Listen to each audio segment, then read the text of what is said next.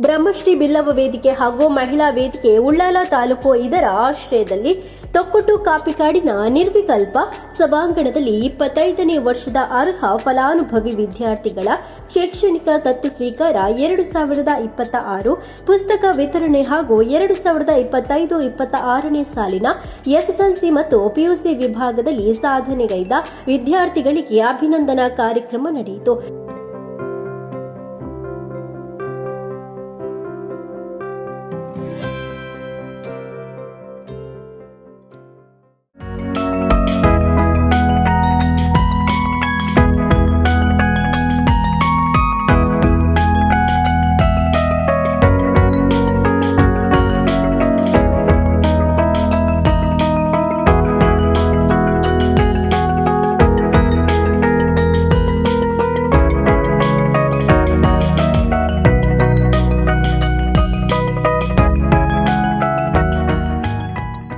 ಕಾರ್ಯಕ್ರಮವನ್ನು ಕರ್ನಾಟಕ ಸರ್ಕಾರದ additional advocate general Taranath Poojary Irvailu ಅವರು ಉದ್ಘಾಟಿಸಿದ್ದಾರೆ.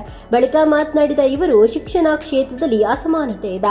ಸರ್ಕಾರ ಅದನ್ನು ಸರಿಪಡಿಸುವಲ್ಲಿ ವಿಫಲವಾಗಿದೆ. ಶ್ರೀಮಂತ ಹಾಗೂ ಬಡ ಮಕ್ಕಳ ಶಿಕ್ಷಣದ ನಡುವೆ ಅಜಗಜಾಂತರ ವ್ಯತ್ಯಾಸವಿದೆ. ಬಡ ಮಕ್ಕಳಿಗೆ ಉತ್ತಮ ಶಿಕ್ಷಣವನ್ನು ನೀಡುವ ಮೂಲಕ ದೇಶ ಕಟ್ಟುವ ಕಾರ್ಯವಾಗಬೇಕಿದೆ. ಅದರ ಆಧಾರದಡಿ ಬ್ರಹ್ಮಶ್ರೀ ಬಿಲ್ಲವ ವೇದಿಕೆ ಕಳೆದ 25 ವರ್ಷಗಳಿಂದ ನಿರ್ವಹಿಸುತ್ತಾ ಇರುವ ಕಾರ್ಯ ಶ್ಲಾಘನೀಯ. ರಾಷ್ಟ್ರ ಸೇವೆ ಅಂದರೆ ಮನುಷ್ಯನ ಸೇವೆ. ಈ ಸೇವೆ ಪ್ರತಿ ಗ್ರಾಮದಲ್ಲಿಯೂ ನಡೆಯಬೇಕು. ಇದನ್ನು ನಡೆಸಿಕೊಟ್ಟ ಬಿಲ್ಲವ ಯುವ ವೇದಿಕೆ ಕಾರ್ಯಕ್ಕೆ ಧನ್ಯವಾದಗಳು. ಸಮಾಜವನ್ನ ಕಟ್ಟುವಂತಹ ದೊಡ್ಡ ಕೆಲಸ ಮಾಡಬೇಕು. ಪಿಯುಸಿ ನಂತರ ಏನು ಎಂಬುದನ್ನು ವಿದ್ಯಾರ್ಥಿಗಳು ಪರಿಣಾಮಕಾರಿಯಾಗಿ ಅರಿತಿರಬೇಕು ಅಂತ ಹೇಳಿದ್ರು. ಸಮಾಜವನ್ನು ಕಟ್ಟುವಂತ ಒಂದು ಕಾರ್ಯಕ್ರಮ, ಬಹಳ ಅರ್ಥಪೂರ್ಣ ಮತ್ತು ರಚನಾತ್ಮಕ ಕಾರ್ಯಕ್ರಮ. ಈ ಕಾರ್ಯಕ್ರಮ ನಿಜವಾಗಿ ಹೇಳಬೇಕಂತ ಹೇಳಿದ್ರೆ, ನಮ್ಮ ಗುರುಗಳಾದ ಶ್ರೀ ನಾರಾಯಣ ಗುರುಗಳ ವಿಶ್ವಮಾನವ ಸಂದೇಶವನ್ನು ಕಾರ್ಯಗತಗೊಳಿಸುವಂತಹ ಮತ್ತು ಅದಕ್ಕೆ ಪೂರಕವಾದಂಥ ಒಂದು ಕಾರ್ಯಕ್ರಮ ಅಂತ ಹೇಳಲಿಕ್ಕೆ ನಾನು ಇಷ್ಟಪಡ್ತಾ ಇದ್ದೀನಿ. ಈ ಕಾರ್ಯಕ್ರಮದಲ್ಲಿ ಮುಖ್ಯವಾಗಿ ನಾವು ಪೋಷಕರು, ದತ್ತು ಸ್ವೀಕಾರ ಪಡ್ಕೊಂಡವರು ಪೋಷಕರು. ನಿಜ ಅರ್ಥದಲ್ಲಿ ಹೇಳಬೇಕಂತ ಹೇಳಿದರೆ, ಕೆಲವೊಂದು ಸಂದರ್ಭದಲ್ಲಿ ನಮ್ಮಂಥ ಬಡ ಮಕ್ಕಳಿಗೆ ಹೆತ್ತವರಿಗಿಂತಲೂ ಪೋಷಕರು ಬಹಳ ಮುಖ್ಯ. ಪೋಷಕರೇ ಶ್ರೇಷ್ಠ ಅಂತ ಒಂದು ದೊಡ್ಡ ಶ್ರೇಷ್ಠ ಒಂದು ಕಾರ್ಯಕ್ರಮವನ್ನು ಇಲ್ಲಿ ನಿರ್ವಹಿಸ್ಕೊಂಡು ಬಂದಿದ್ದಾರೆ.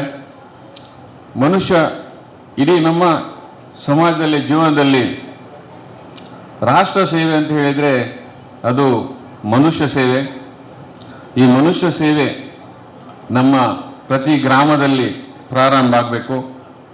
ಇದನ್ನು ನಡೆಸಿಕೊಟ್ಟಂತಹ ಈ ಬ್ರಹ್ಮಶ್ರೀ ಬಿಲ್ಲವ ವೇದಿಕೆ ಮತ್ತು ಮಹಿಳಾ ವೇದಿಕೆ ಉಳ್ಳಾಳ ಇವರನ್ನು ನಾನು ಹೃತ್ಪೂರ್ವಕವಾಗಿ ಅಭಿನಂದಿಸ್ತಾ ಇದ್ದೀನಿ.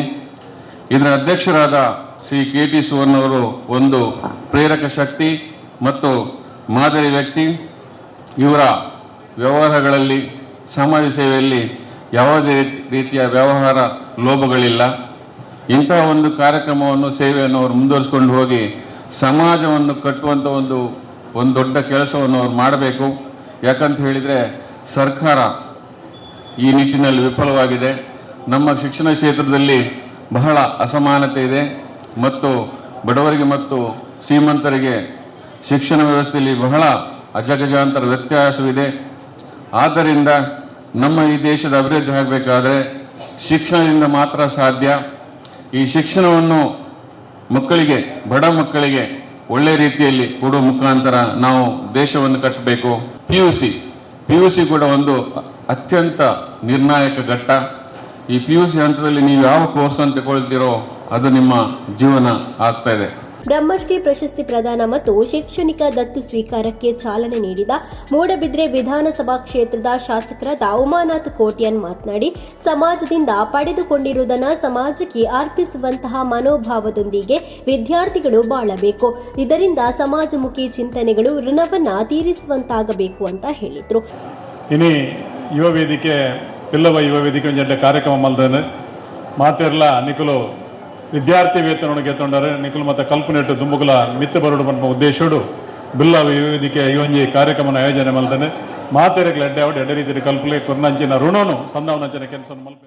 ಕಾರ್ಯಕ್ರಮದ ಅಧ್ಯಕ್ಷತೆಯನ್ನ ಬ್ರಹ್ಮಶ್ರೀ ಬಿಲ್ಲವ ವೇದಿಕೆಯ ಅಧ್ಯಕ್ಷರಾದ ಕೆಟಿ ಸುವರ್ಣ ಅವರು ವಹಿಸಿ ಮಾತನಾಡಿದ್ದಾರೆ. 2002ರಲ್ಲಿ ಸ್ಥಾಪನೆಯಾಗಿ ಸತತ 24 ವರ್ಷಗಳಿಂದ ಸಮಾಜದ ಶೈಕ್ಷಣಿಕ, ಸಾಂಸ್ಕೃತಿಕ ಮತ್ತು ಮಾನವೀಯ ಮೌಲ್ಯಗಳನ್ನು ಉಳಿಸಿಕೊಂಡು ನಿರಂತರ ಸೇವೆ ಸಲ್ಲಿಸಿರುವ ನಮ್ಮ ವೇದಿಕೆ ಇಂದು 25ನೇ ವರ್ಷಕ್ಕೆ ಪಾದಾರ್ಪಣೆ ಮಾಡುತ್ತಿರುವುದು ನಮಗೆಲ್ಲರಿಗೂ ಹೆಮ್ಮೆಯ ಸಂಗತಿಯಾಗಿದೆ. ಮಹಿಳಾ ವೇದಿಕೆ ಜಂಟಿ ಆಶ್ರಯದಲ್ಲಿ ಶೈಕ್ಷಣಿಕ ದತ್ತು ಸ್ವೀಕಾರ 2026 ಕಾರ್ಯಕ್ರಮವನ್ನು ಆಯೋಜಿಸಿರುವುದು ಅತ್ಯಂತ ಅರ್ಥಪೂರ್ಣವಾದ ಕಾರ್ಯಕ್ರಮವಾಗಿದೆ. ನಾವು ಪ್ರತಿ ವರ್ಷ ಸುಮಾರು 50 ಮಕ್ಕಳನ್ನು ದತ್ತು ಸ್ವೀಕಾರ ಮಾಡುತ್ತಾ ಬಂದಿರ್ತೇವೆ. ಸಮಾಜದ ಆರ್ಥಿಕ ಹಿಂದುಳಿದ ವಿದ್ಯಾರ್ಥಿಗಳಿಗೆ ಪುಸ್ತಕ, ಬ್ಯಾಗ್, ಕೊಡೆ, ಸ್ಕೂಲ್ ಫೀಸ್ ಸೇರಿದಂತೆ ಅಗತ್ಯ ಶೈಕ್ಷಣಿಕ ಸಾಮಗ್ರಿಗಳನ್ನು ನೀಡುವ ಮೂಲಕ ಶಿಕ್ಷಣದ ಬೆಳಕು ಪ್ರತಿಯೊಂದು ಮನೆಗೆ ತಲುಪಬೇಕು ಎಂಬ ನಮ್ಮ ಆಶಯವನ್ನು ಕಾರ್ಯರೂಪಕ್ಕೆ ತರುತ್ತಿದ್ದೇವೆ. ನಮ್ಮ ವಿದ್ಯಾರ್ಥಿನಿಯರು ನಾವು ದಾರಿ ತಪ್ಪುವಂತಹ ವಿಷಯಕ್ಕೂ ಹೋಗಬಹುದು. ಹಾಗೆ ನಾವು ಎಲ್ಲಿ ಉಪಯೋಗ ಮಾಡಬೇಕು ಅಲ್ಲಿ ನಾವು ಆಂಡ್ರಾಯ್ಡ್ ಮೊಬೈಲನ್ನು ಉಪಯೋಗ ಮಾಡಬೇಕು.